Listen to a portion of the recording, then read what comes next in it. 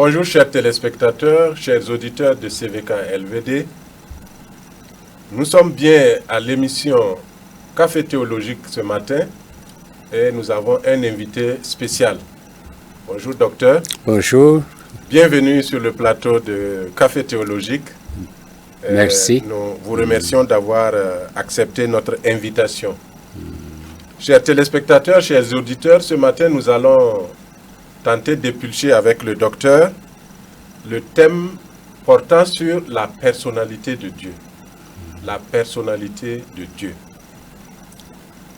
J'ai en face de moi un invité spécial, disais-je. Vous êtes donc docteur Élie Combem, Oui. pasteur principal du Temple évangélique Grâce et Victoire. C'est exact. Vous êtes professeur de théologie.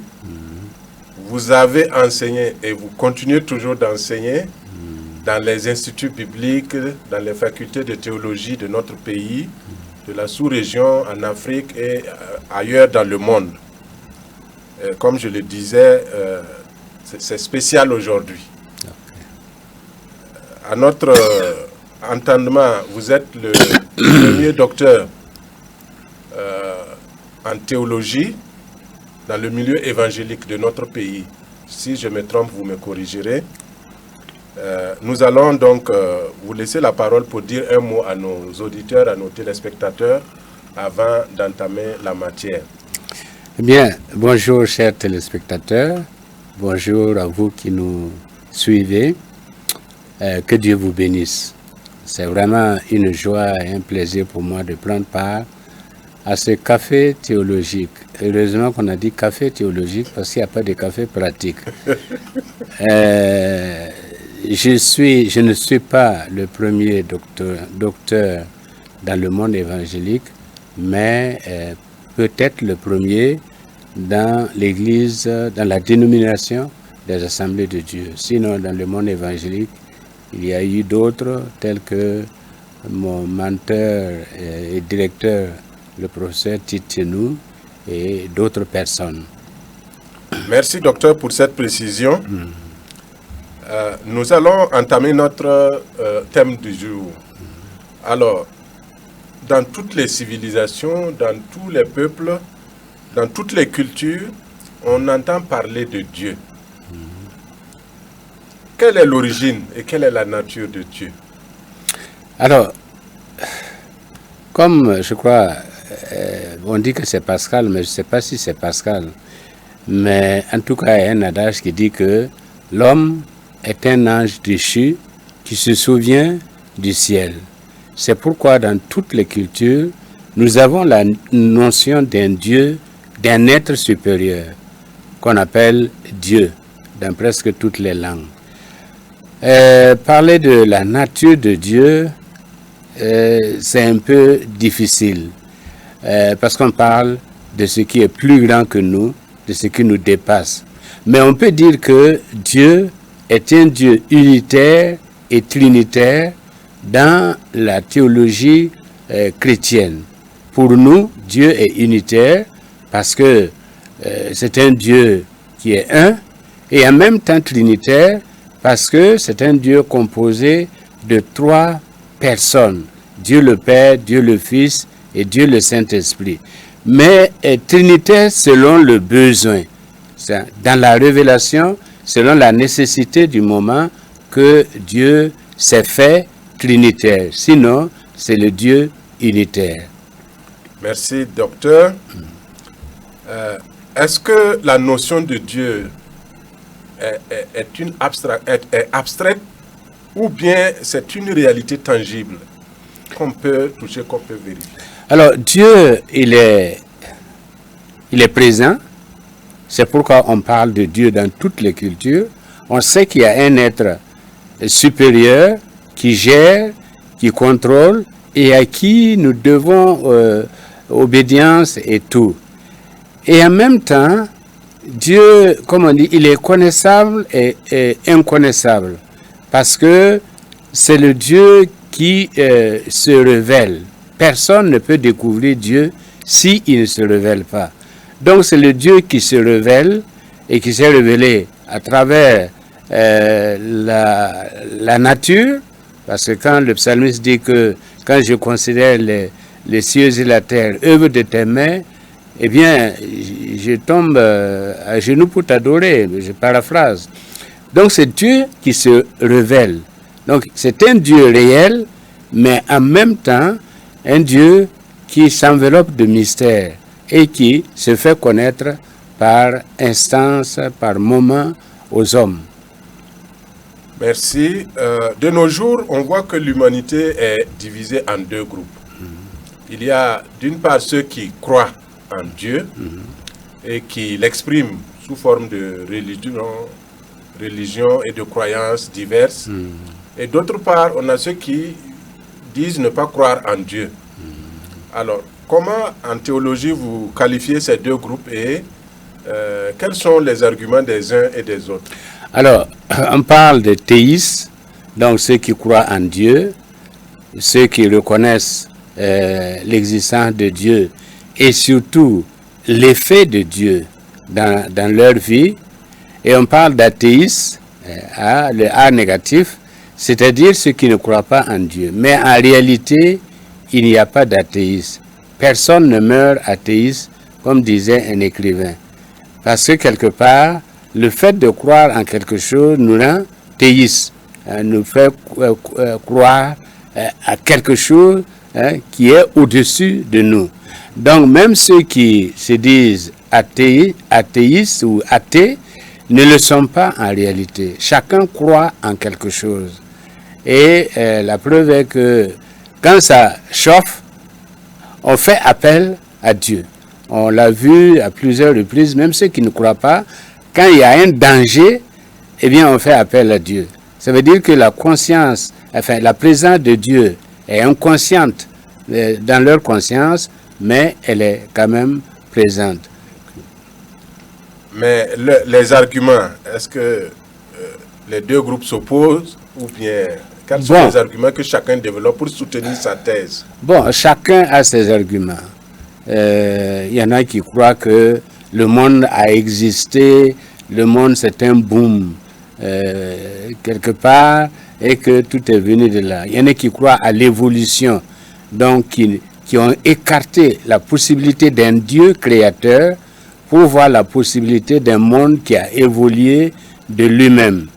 C'est comme l'horloge qui existe d'elle-même, alors qu'on sait que c'est une absurdité que dire que l'horloge existe sans horloger. Et il y a de l'autre côté, il y a ceux qui ont accepté la notion d'un être supérieur qui domine tout. Depuis les Grecs, enfin avant même les Grecs jusqu'à nous, le logos, c'est cet être ou cette raison d'être qui existe et qui a créé et qui ordonne tout ce qui existe. Pour nous, c'est le Dieu créateur, le Yahvé, qui a tout créé et qui gère tout et à qui nous devons répondre. Merci, docteur, pour cet éclairage. Selon vous, quel est le fondement biblique de l'existence de Dieu? Alors, cette question me fait rire parce que le fondement, il n'y a pas de fondement biblique. Il y a le psaume 93, verset 2 qui dit, eh bien, d'éternité en éternité, tu existes de toute éternité.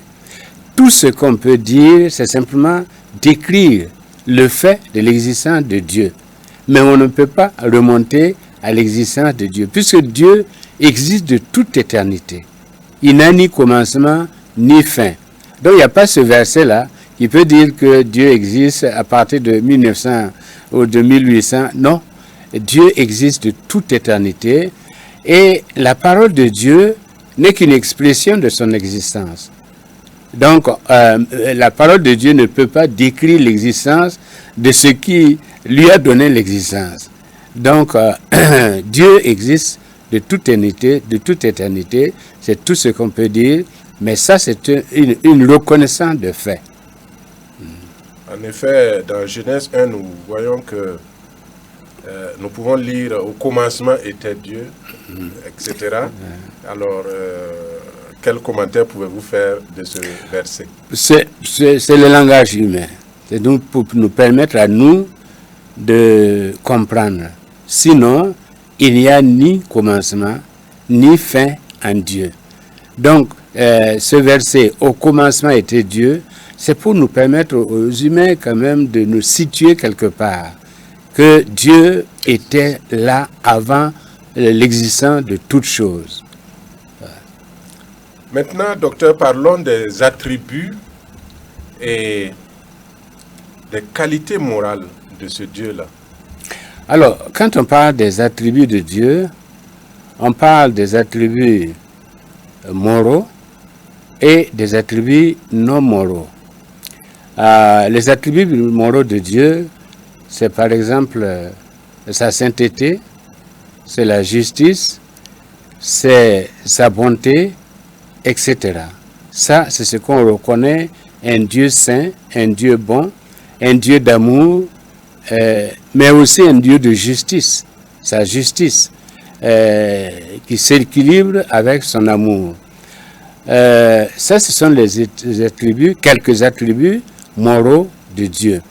Maintenant, quand on parle des attributs non moraux de Dieu, c'est par exemple son omniprésence, son omnipotence et son omniscience.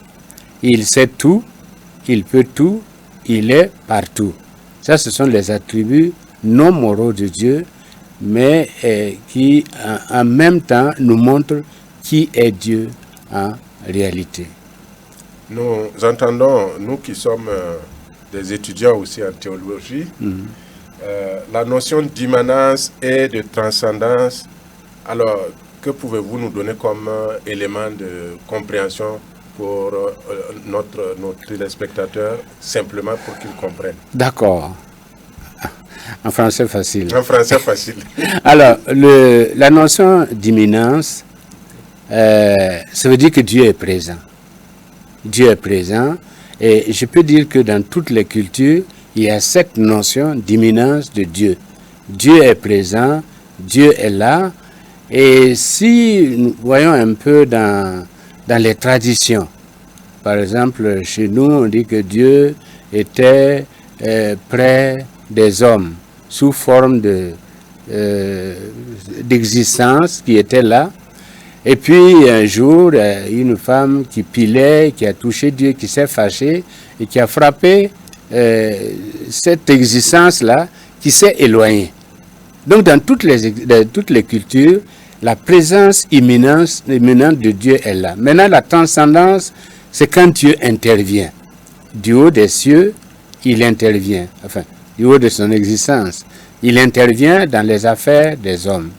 Alors dans la théologie, par exemple, si vous prenez le déisme dit Dieu est immanent, mais il n'est pas transcendant.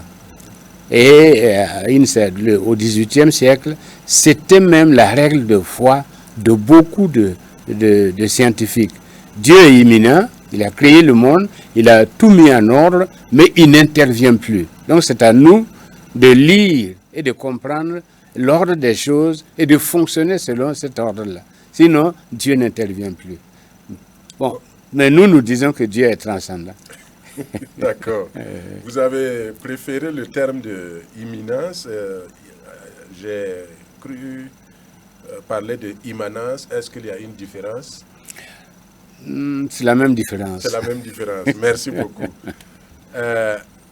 Docteur, où est-ce qu'on peut trouver Dieu? Est-ce qu'il a une résidence officielle quelque part? Je ne connais pas son adresse exacte, mais je sais que Dieu habite. La Bible nous dit qu'il est le Dieu des cieux. Et la parole de Dieu nous dit que le ciel est son trône et la terre son marchepied. Donc Dieu occupe un espace qui nous est inconnu. Parce que pour nous, même le firmament est limité. Au-delà des astres, nous ne savons pas ce qui se passe au-delà des astres. Notre monde est limité aux astres. Mais après les astres, c'est vraiment un espace assez vaste et c'est tout ça qui constitue la demeure de Dieu. Mais ce que nous pouvons dire en tant que chrétiens, c'est que ce Dieu qui envahit tout l'espace, envahit aussi ou habite nos cœurs. Et donc, je peux dire que je peux donner l'adresse personnelle de Dieu, il habite en moi. Amen. Gloire à Dieu. Amen. Nous allons nous référer à la Bible qui nous relate un coup d'État qui aurait eu lieu, en tout cas là où Dieu habite, disons au ciel, et quelqu'un aurait tenté de détrôner Dieu pour prendre sa place. Que pouvez-vous nous en dire davantage? D'accord. Le Genèse 1, entre Genèse 1 et Genèse 1:2, il y a eu un tohu-bohu, c'est-à-dire un chaos. Il y a eu un désordre complet. Et ça a été causé justement par ce désir de détrôner Dieu, ce désir de prendre la place de Dieu, et qui a fait que celui qui était l'assistant de Dieu, hein, le deuxième en autorité, a été précipité sur la terre. Et cela a créé, même dans les cieux, un tohu-bohu, un chaos. Il s'agit de Satan, qui depuis est l'ennemi de Dieu et l'ennemi des gens qui se réclament de Dieu. En fait, c'est pourquoi quand on parle du péché, c'est vrai, c'est manquer le but, etc. Mais en fait, le péché, c'est vouloir prendre la place de Dieu. Tout comme le premier pécheur qui a voulu prendre la place de Dieu, le péché, c'est vouloir prendre la place de Dieu ou tout ce qui a pris la place de Dieu. Donc, voilà le coup d'État échoué. Que Dieu nous en garde. Nous allons avancer et j'aimerais vous demander, docteur, quel type de relation existe-t-il entre Dieu et l'humanité? Alors, Dieu a créé l'humanité. Toute la création lui est chère. Dieu tient à l'humanité. C'est pourquoi même la nature, cette nature-là, soupire après Dieu, selon Paul aux Romains. Cette nature-là soupire après Dieu, parce que cette nature-là se reconnaît dans le Créateur. Et en dehors du Créateur, la nature elle-même souffre, tout comme la créature que nous sommes, nous souffrons. Nous souffrons de l'absence de ce Dieu-là. Nous souffrons de la distance créée par le péché entre nous et Dieu. Heureusement que pour nous chrétiens, Dieu est revenu sous la forme de son Fils, ce qui fait que nous sommes satisfaits, nous ne souffrons plus du vide. Mais la nature continue de souffrir du vide. Mais Dieu aime l'humanité, Dieu aime sa création. Nous avons donc cette tendance de nous élever vers Dieu. Dieu aussi désire une relation avec l'homme. Oui. Alors, dans ce duo, nous voyons qu'il y a des troubles de temps en temps. Comment pouvons-nous entretenir une bonne relation avec Dieu? Et comment pouvons-nous, en cas de déviation, revenir à Dieu? Alors, la première chose à faire, c'est d'abord d'accepter la solution de Dieu. Et la solution de Dieu pour revenir à lui, c'est à travers son Fils, qui est l'intermédiaire entre nous et Dieu, parce que aucun homme ne pouvait jouer ce rôle-là. C'est pourquoi il est devenu homme, pour pouvoir ramener les hommes à Dieu. Et c'est par son sacrifice que nous sommes acceptés. On voit le sacrifice dans toutes les sociétés. C'est une façon de se concilier les faveurs de Dieu et de régler les différends. Donc il y a ça. Et si nous manquons si nous péchons, comme nous le disons dans notre langage, si nous péchons, nous pouvons toujours revenir à Dieu. Parce que le salut est une fois acquis, mais la sanctification, c'est-à-dire la marche avec Dieu, la réparation des fautes, c'est quelque chose qui se fait progressivement et presque tous les jours. Donc, la Bible dit que si nous péchons, nous avons un avocat auprès du Père et le sang de Jésus-Christ nous purifie de tout péché. Alors, merci pour cette possibilité qu'a l'homme de revenir à Dieu. Mais si je ne veux pas, si l'homme ne désire pas Dieu, que pouvez-vous dire sur l'intérêt qu'a l'homme à entretenir une bonne relation avec Dieu? Alors, il y va de notre vie ici-bas, de la qualité de vie ici-bas, que de connaître Dieu et d'avoir une feuille de route que Dieu nous donne. Parce que dans Jérémie 29, verset 11, il est dit « Je connais les projets que j'ai formés à votre endroit, projets de paix et non de malheur. » Donc Dieu a pour chaque homme des projets de paix. Et cela vraiment nous permet de vivre dans des conditions idoines sur terre. Sans oublier que si nous quittons la terre, je crois que c'est le Larner Naba après qui disait que le monde est comme un marché. On va au marché, mais personne ne reste au marché. À la tombée de la nuit, chacun rejoint son domicile. Et la question qu'on se pose, où est ton domicile? Est-ce que tu as un domicile? Est-ce que tu as quelqu'un quelque part qui t'attend? Moi, je me souviens quand j'étais petit, quand la maman revenait du marché, nous on avait des points de repère. Et on se réjouissait parce que la maman revenait du marché avec des galettes et des arachides. Des arachides, les fameux arachides. Les fameux arachides. Merci. Alors, on dit que vous l'avez souligné dans votre intervention. Dieu est bon, Dieu est juste, c'est un Dieu d'amour. Et pourquoi tant de souffrances, même quand nous sommes en bonne relation avec Dieu? Pourquoi tant de catastrophes naturelles dans notre monde alors que nous voulons vivre en paix?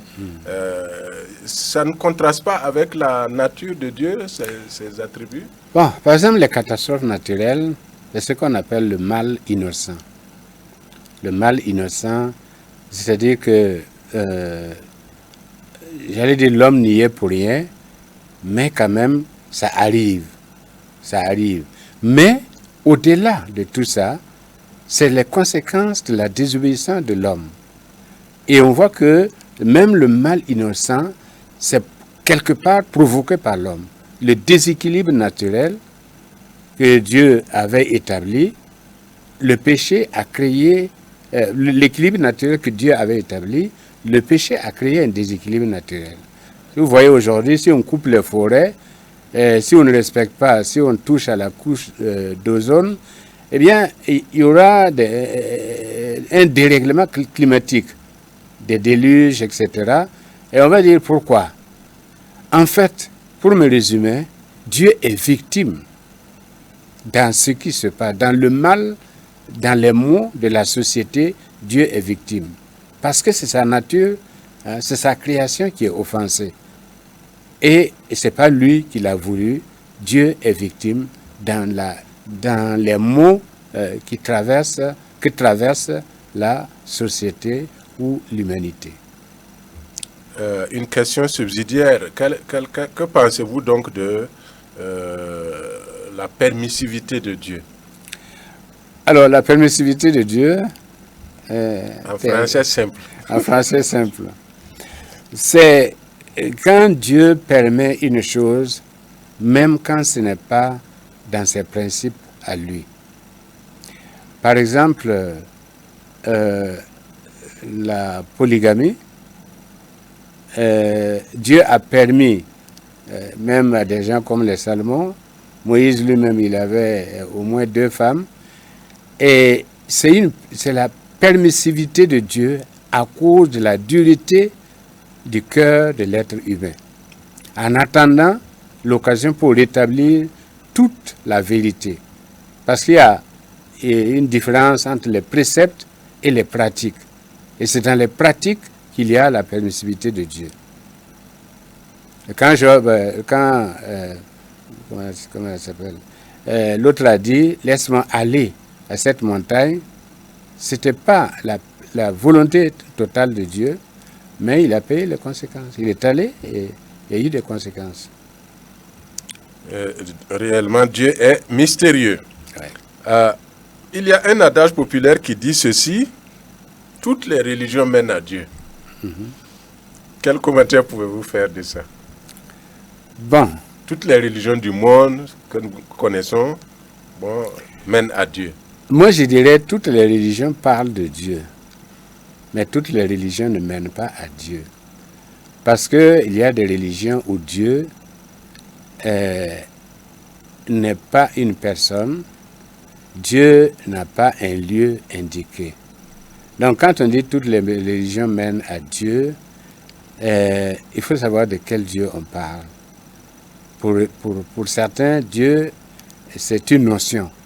C'est simplement une notion. Bon. Ça ramène à Dieu en ce sens qu'on parle tous de Dieu. Mais ça ne ramène pas à Dieu dans ce sens que l'homme qui pratique la religion atteint Dieu. Il va vers Dieu. Et il est reçu par Dieu. Parce que si vous arrivez chez Dieu et que vous n'êtes pas reçu, votre voyage aurait été inutile. Donc toutes les religions ne mènent pas au Dieu créateur. On se fait une bonne conscience en se disant, de toute façon, la religion c'est la religion. Mais la religion, ce n'est pas le contact avec Dieu, n'est pas une relation personnelle avec Dieu. L'Évangile nous dit que c'est par Jésus-Christ qu'on parvient à Dieu, qu'on est sauvé. Si par méconnaissance, par ignorance, je me retrouve dans une religion qui n'est pas celle recommandée par la Bible, et que je suis sincère dans ma pratique religieuse, qu'adviendra-t-il de moi? Question épineuse. Alors, il y a dans la sincérité de l'homme, Dieu se révèle. Job n'était pas un juif, puisqu'il a existé avant l'existence des Juifs. Mais Job a connu le vrai Dieu. Quelle que soit sa situation, nous l'avons dit au début, Dieu se donne à connaître. Dieu se révèle. Et quand on est sincère, Dieu se révèle. Nous avons eu des cas, je crois que dans ma tête, j'en ai mentionné, quelqu'un qui était là et qui consultait les génies jusqu'au jour où ce sont ces mêmes génies-là qui ont dit que demain, au marché, il y a quelqu'un qui va venir. Il ressemble à un peul, mais il a une casquette. Il faut le suivre. Et c'est comme ça que le lendemain, quand il est allé au marché, c'était les missionnaires qui étaient là, qui ressemblaient à des peuls par leur couleur, et avec leur casquette, il a dit, je vais vous suivre. Il ne savait pas de quoi il parlait, mais il les a suivis et c'est comme ça qu'il a été éclairé et qu'il s'est converti. Donc, aux âmes sincères, Dieu se révèle. Qui cherche, trouve. Et Dieu me dit, qui me cherche, me trouve. Autrement dit, la question est ceux qui sont morts sans avoir entendu parler de l'Évangile. Quand Jésus est décédé, quand Jésus est mort, il est descendu au séjour des morts. C'était pour valider la foi de ceux qui ont cru, mais aussi pour valider la foi de ceux qui ont pratiqué la religion de la conscience, qui se sont conduits très bien, qui ont obéi à la loi de la conscience. Ceux-là, eh bien, leur foi est renvoyée à la croix, tout comme aujourd'hui nous croyons, et notre foi est renvoyée à la croix. Docteur, vous avez parlé du Dieu trinitaire. Dieu le Père, Dieu le Fils, Dieu le Saint-Esprit. Est-ce qu'il n'y a pas une prééminence de l'un sur l'autre? On a vu le Père qui a envoyé le Fils. On a vu le Fils aussi qui a demandé au Père certaines choses et qui lui ont été accordées. On voit la référence aussi du Saint-Esprit envoyé par le Père sur la demande de Jésus-Christ. Jésus-Christ qui est appelé Fils. Est-ce qu'il n'y a pas une prééminence du Père sur les trois? Alors, je voudrais d'abord vous dire que quand on dit Dieu Père, il est le Père créationnel, parce qu'il nous a tous créés. Il est le Père théocratique du temps des Juifs. C'était le Père de toute la nation juive.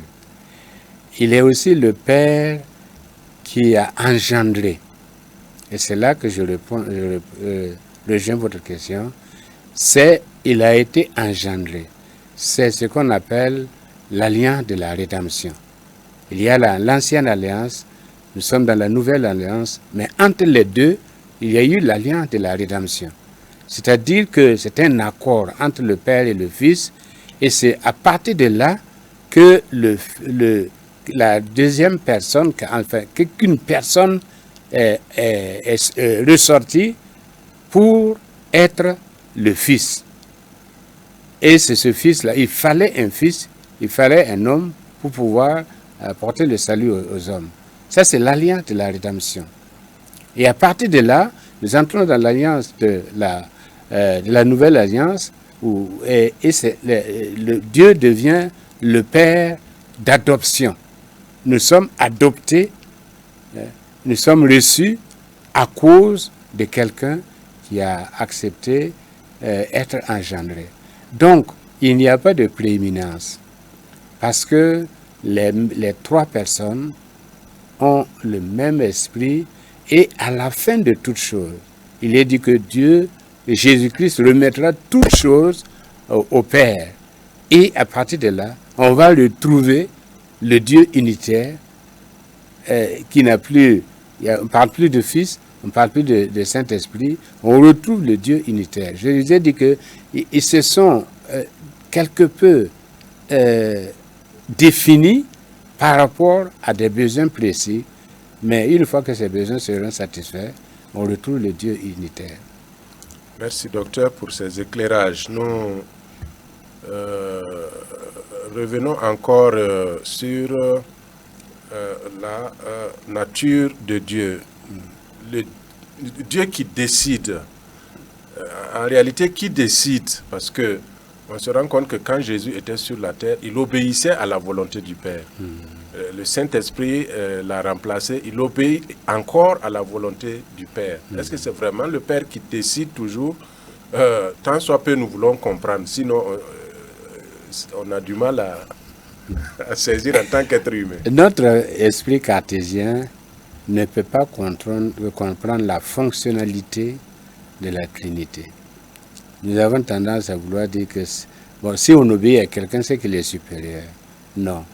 On obéit à quelqu'un parce que dans le contrat qui a été signé, eh bien, c'est comme ça qu'il faut faire, en attendant que les choses reviennent à la normale.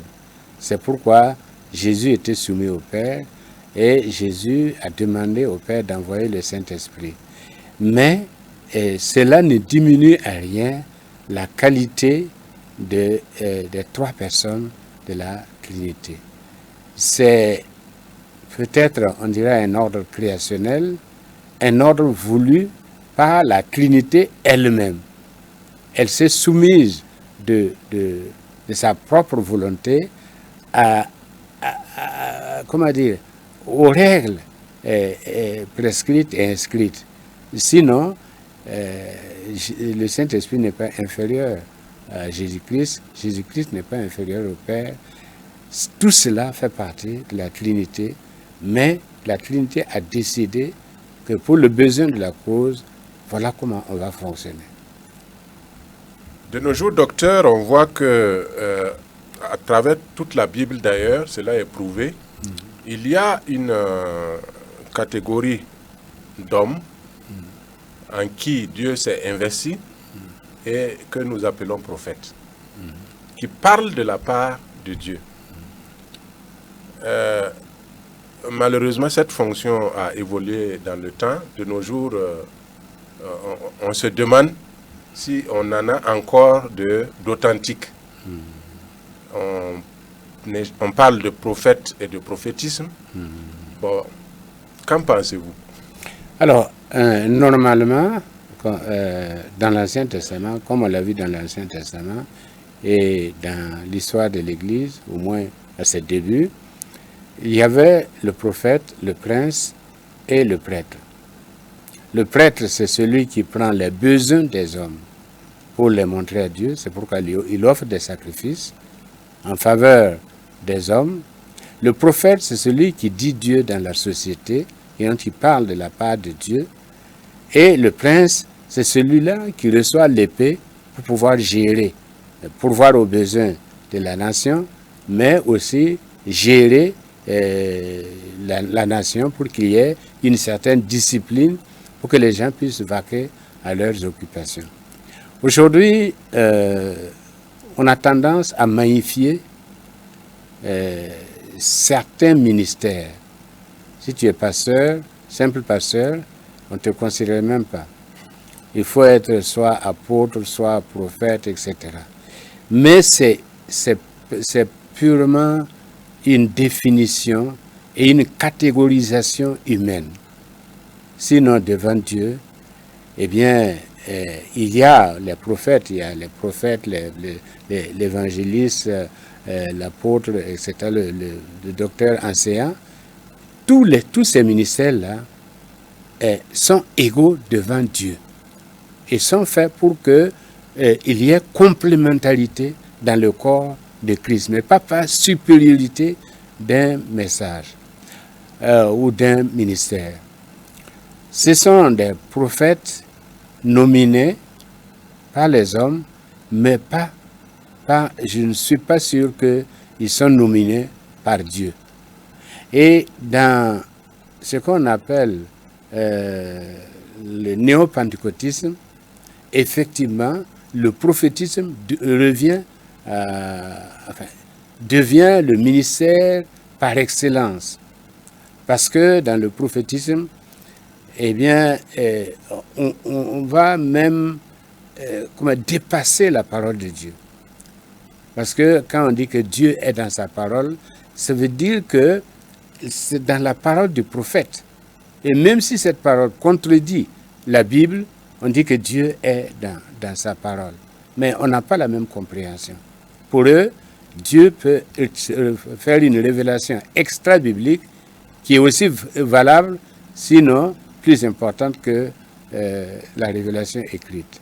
Et c'est pourquoi le prophétisme, il est bien, mais il faut qu'il soit encadré. S'il n'est pas encadré, il peut être source d'égarement pour beaucoup de personnes. Donc, il faut avoir une attitude. Je prends le cas d'un chrétien qui a en face de lui un soi-disant prophète. Je prophétise sur ta vie, tu seras ceci, tu seras cela, tu auras ça, tu auras la tête jamais la queue, etc. Comment ce chrétien-là peut, dans sa bonne foi,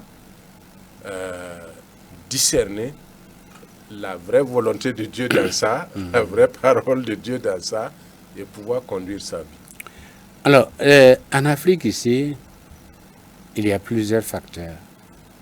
D'abord, nous avons la notion du Dieu utilitaire. Dieu, c'est vraiment, on va vers lui quand on a besoin de lui, quand on a besoin de quelque chose de lui. C'est pourquoi nous sommes faibles en adoration. parce qu'on est toujours là à demander quelque chose.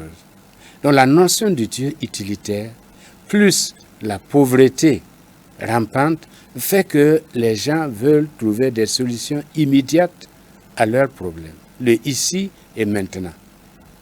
Et des gens ont bien compris ça et se sont engouffrés dans quelque chose qui leur permettre dit-on, de satisfaire aux besoins de ces gens-là. Je ne dis pas que tout est faux, mais il faut beaucoup faire attention. Parce que ce que la Bible demande de nous, c'est d'être des disciples et non pas des chrétiens perfusés. Chaque fois nous sommes là et nous sommes assis, on doit nous dire, le Seigneur a dit de faire ceci, de faire cela. Non. À un moment donné, quand nous sommes convertis, nous devons être responsables de nous-mêmes, de notre propre maturité, de notre propre nourriture. Sinon, on ne sera jamais disciples. On sera toujours des chrétiens et non pas des disciples. Alors que nous sommes appelés à être des disciples. Amoureux, on dit pas sans bouffe, bourromenga. Donc, soyons comme les chrétiens de Béret. Il faut examiner toutes choses. Quelle est la volonté de Dieu pour moi? C'est d'être toujours là et d'entendre dire des choses ou d'être responsable nous-mêmes. C'est pourquoi nous disons, il est bien d'avoir confiance en Dieu, mais il est mieux quand Dieu a confiance en toi. Alors que pour que Dieu ait confiance en toi, il faut que toi-même, tu te nourrisses et que tu deviennes responsable. Pour que quelqu'un ne vienne pas te dire, c'est ça la volonté de Dieu. Non, toi-même tu connais la volonté de Dieu pour toi. Merci, docteur. Nous allons reprendre votre dernier mot, la confiance que Dieu a en l'homme. Est-ce que Dieu a vraiment confiance en nous? Est-ce qu'il n'y a pas un problème là-bas? Quand je veux faire quelque chose, est-ce que je dois forcément recourir à Dieu pour faire la chose, ou bien en fonction de ma connaissance de Dieu déjà acquise, je peux me dire Dieu a confiance en moi, je peux aller? Il y a les deux. Il y a les deux. Quand Dieu a dit à Abraham, cacherai-je à Abraham quelque chose? Dieu avait confiance en Abraham.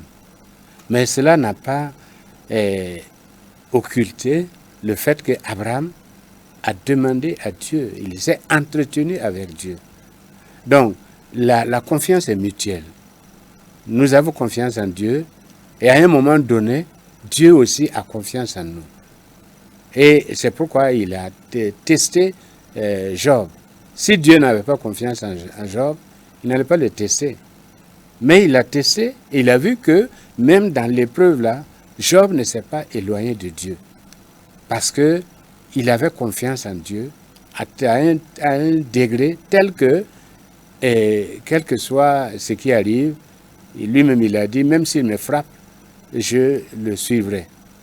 Et c'est ça, ce type de chrétien-là, et d'homme de Dieu, de femme de Dieu, que Dieu veut. On peut consulter Dieu. Et d'ailleurs, celui qui a confiance en Dieu, et celui en qui Dieu a confiance, eh bien c'est mon pied, ton pied. Ils sont ensemble. Et il consulte Dieu et Dieu lui fait confiance en lui disant va. Il y a des fois, mais dans le cas de Moïse, Dieu a dit, en fait Dieu a responsabilisé Moïse en lui disant il y a des choses que je te demande de faire, mais il y a des choses que tu dois faire toi aussi. Donc, si j'ai des compétences avérées, je parle de compétences techniques, compétences humaines, compétences professionnelles, je peux m'appuyer sur ça pour faire un travail sans qu'il y ait besoin de faire un jeûne et prière pour demander à Dieu de m'y conduire. Je parle ici de la valorisation de l'homme. Voilà, au cours de sa vie, il acquiert des compétences, des connaissances. Est-ce qu'il peut quand même se tabler sur ça, se baser sur ça, pour entreprendre, pour faire quelque chose, tout en ayant à l'idée que Dieu est au courant de tout? Oui. Ça a été la théologie et un peu la philosophie des réformateurs. Parce que quand Calvin dit, si tu es là où tu es là, ce que tu fais là, tu le fais très bien. Tu le fais très bien et un travail bien fait est un culte que tu rends à Dieu. Donc, à partir de là, tu puises dans tes connaissances, tu te sers de ton intelligence et tu fais quelque chose qui glorifie Dieu. Calvin a dit que le travailleur doit être le meilleur dans ce qu'il fait. Si par exemple tu es tailleur, tu dois être le meilleur tailleur. Parce que en plus de la connaissance que tu as Dieu qui est un plus pour toi. Tu as le Seigneur qui, à travers tes connaissances, à travers tes compétences, te conduit, t'inspire même pour que tu sois le meilleur. Mais il ne faut pas s'asseoir en disant, oui Seigneur, dis-moi si je dois aller au marché. Non, non, non. Tu fais. Il a dit, il bénira l'œuvre de tes mains. Mais si tes mains ne font rien, comment il va bénir? Donc il faut commencer et puis Dieu t'accompagne. Commence avec ce que tu as, va avec la force que tu as et le Seigneur t'accompagnera dans la réalisation.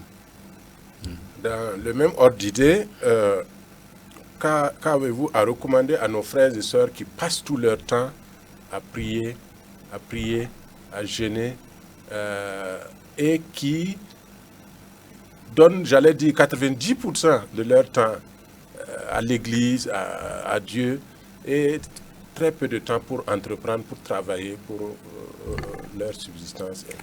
Non, c'est une excuse pour la paresse. Prie et agis. Enfin, lis, prie et agis. Et normalement, le chrétien, comme nous l'avons dit avec le mot avodi en hébreu, le travail est une forme d'adoration. Le travail est une forme d'adoration. Il faut faire la différence entre l'activité qu'on mène et l'activisme, qui n'est qu'une excuse pour couvrir certaines faiblesses ou certains manquements dans notre vie. Et il faut travailler, il faut prier avec des priorités. C'est pas la peine d'aller au bureau et de passer 10 minutes, 20 minutes pour dit-on, on prie. Non, tu voles le temps de l'État. Si tu es fonctionnaire de l'État, si tu es fonctionnaire d'un particulier, tu voles le temps de ce particulier-là. Parce que tu pries à la maison et tu viens travailler. Et au travail, tu mets en pratique ce que tu as reçu de Dieu dans la lecture. Et c'est une forme d'adoration que vraiment de travailler bien. Et d'ailleurs même, la responsabilité implique le travail. Donc, prier, jeûner, c'est bien, mais ça ne doit pas remplacer ta responsabilité en tant que travailleur, en tant que pourvoyeur de la famille. Si tu es marié, que tu passes le temps à prier, qui va venir nourrir la famille? Alors que Dieu t'a confié la famille, tu es responsable de cette famille et tu dois travailler pour nourrir la famille. L'Église a besoin, non pas des gens qui prient seulement, mais des gens aussi qui donnent. Parce qu'ils travaillent, ils ont quelque chose, ils donnent pour l'œuvre. Merci, docteur.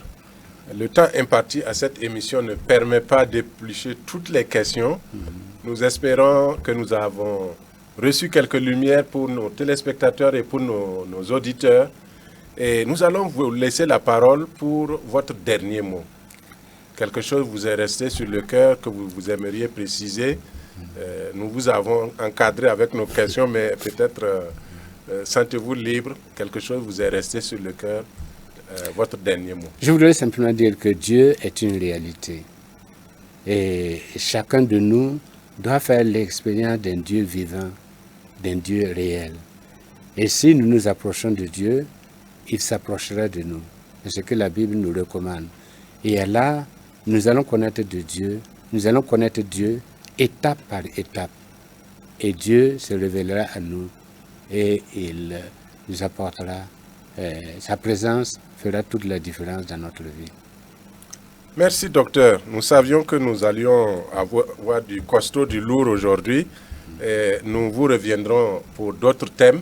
Chers téléspectateurs, chers auditeurs, chers frères en Christ, nous avons abordé aujourd'hui avec le docteur Eli Koumbem le thème sur la personnalité de Dieu. Dieu se laisse trouver par ceux qui le cherchent. Dieu, on peut le trouver, on peut donner sa vie à Dieu, on peut se référer à Dieu pour vivre heureux parce qu'il a des projets de paix, de bonheur pour son peuple.